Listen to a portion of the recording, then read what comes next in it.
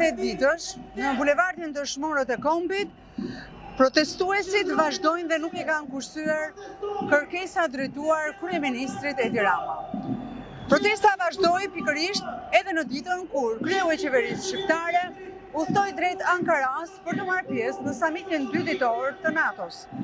Mes pankartave dhe akuzave, protestuesit ngritën pikpyetjet edhe për përdorimin e fondit të emergjencës, nga i cili qeveria ka njoftuar se do të financohen rreth 4 milion dollar euro për organizimin e koncertit recital të Kanye West.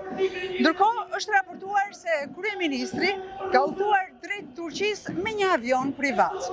Kostoja e fluturimeve me avionin e këtij lloji mund të variojë nga rreth 11.000 dollar në 60.000 dollar për orë, në varësi të tipit të avionit dhe operatorit. Por, udhëtime të tilla, qeveria shqiptare ka refuzuar disa herë të bëjë publike kostot, duke argumentuar me fjalë për të dhënat konfidenciale që lidhen me sigurinë. Dhe këtu lind pyetja që shtrojnë protestuesit. Ku është premtimi për Air Albania? Apo siç konsiderojnë ata ku janë Naimi dhe Samiu?